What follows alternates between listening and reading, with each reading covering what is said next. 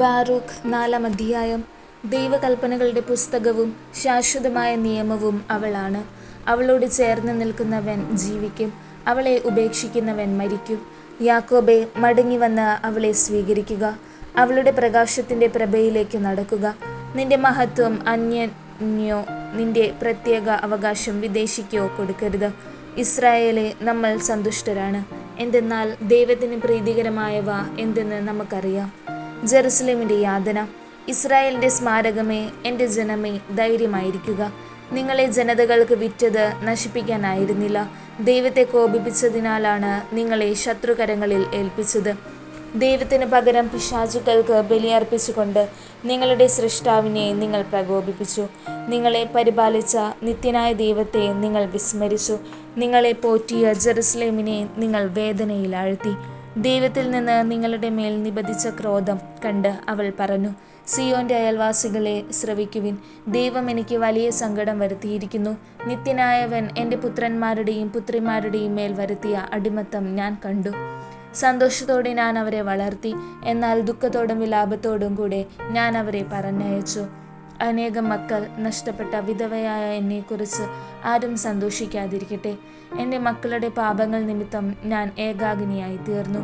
അവർ ദൈവത്തിൻ്റെ നിയമത്തിൽ നിന്ന് വ്യതിചലിച്ചു, അവിടുത്തെ നിയമങ്ങളെ അവർ ആദരിച്ചില്ല. ദൈവകൽപ്പനകളുടെ മാർഗത്തിൽ അവർ ചരിച്ചില്ല, അവിടുത്തെ നീതിയുടെ ശിക്ഷണത്തിൻ്റെ പാത അവർ പിൻചെന്നില്ല. സിയോന്റെ അയൽക്കാർ വന്ന് എൻ്റെ പുത്രന്മാരുടെ മേലും പുത്രിമാരുടെ മേലും നിത്യനായവൻ വരുത്തിയ അടിമത്തം കാണട്ടെ. അവിടുന്ന് അവർക്കെതിരെ വിദേശത്ത് നിന്ന് ഒരു ജനതയെ, നിർലജ്ജരും അന്യഭാഷ സംസാരിക്കുന്നവരും വൃദ്ധന്മാരോട് ബഹുമാനമോ ശിശുക്കളോട് കരുണയോ ഇല്ലാത്തവരുമായ ജനതയെ കൊണ്ടുവന്നു. വിധവയുടെ പ്രിയപുത്രന്മാരെ അവർ പിടിച്ചുകൊണ്ടുപോയി, പുത്രിമാരെ അപഹരിച്ച് എന്നെ ഏകാകിനിയാക്കി. നിങ്ങളെ സഹായിക്കാൻ എനിക്ക് എങ്ങനെ കഴിയും? നിങ്ങളുടെ മേൽ ഈ നാശം വരുത്തിയവൻ തന്നെ നിങ്ങളെ ശത്രുക്കളിൽ നിന്ന് മോചിപ്പിക്കട്ടെ. എൻ്റെ മക്കളെ, പോകുവിൻ, ഞാൻ ഏകാന്തതയിൽ ഉപേക്ഷിക്കപ്പെട്ടിരിക്കുന്നു.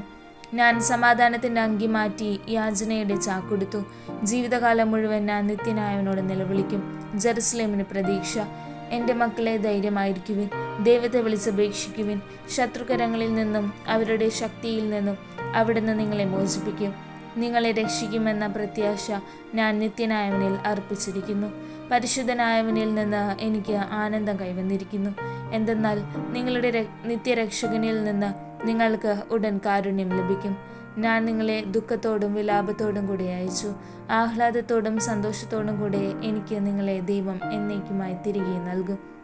സിയോന്റെ അയൽക്കാർ, നിങ്ങളുടെ അടിമത്തം ഇപ്പോൾ കണ്ടതുപോലെ തന്നെ ദൈവം നിങ്ങൾക്ക് നൽകുന്ന രക്ഷ അവർ ഉടൻ കാണും. മഹാപ്രതാപത്തോടും നിത്യനായവന്റെ തേജസ്സോടും കൂടെ അത് നിങ്ങൾക്ക് ലഭിക്കും. എൻ്റെ മക്കളെ, ദൈവത്തിൽ നിന്ന് നിങ്ങളുടെ മേൽ വന്ന ക്രോധം ക്ഷമാപൂർവ്വം സഹിക്കുവിൻ. നിങ്ങളുടെ ശത്രു നിങ്ങളെ കീഴ്പ്പെടുത്തിയിരിക്കുന്നു, എന്നാൽ അവരുടെ നാശം നിങ്ങൾ ഉടൻ കാണും. അവരുടെ കഴുത്ത് നിങ്ങൾ ചവിട്ടിമെതിക്കും. എൻ്റെ പിഞ്ചോമനകൾ പരുപരുത്ത പാതയിലൂടെ സഞ്ചരിച്ചു.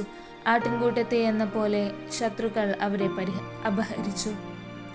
എൻ്റെ മക്കളെ, ധൈര്യമായിരിക്കുവിൻ, ദൈവത്തെ വിളിച്ചപേക്ഷിക്കുവിൻ. ഇത് നിങ്ങളുടെ മേൽ വരുത്തിയ അവിടുന്ന് നിങ്ങളെ സ്മരിക്കും. ദൈവത്തിൽ നിന്ന് അകലാൻ കാണിച്ചതിൻ്റെ 10 ഇരട്ടി തീക്ഷ്ണതയോടെ തിരിച്ചു വന്ന് അവിടുത്തെ തേടുവിൻ.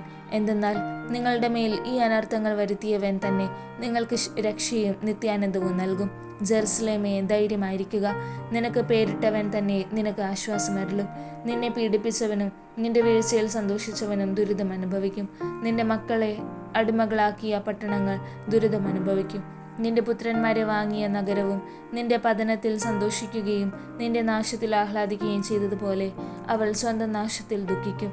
ജനത്തിന്റെ ബാഹുല്യത്തിൽ അവൾക്കുള്ള അഹങ്കാരം ഞാൻ ഇല്ലാതാക്കും. അവളുടെ ഗർവിനെ സന്താപമാക്കി തീർക്കും.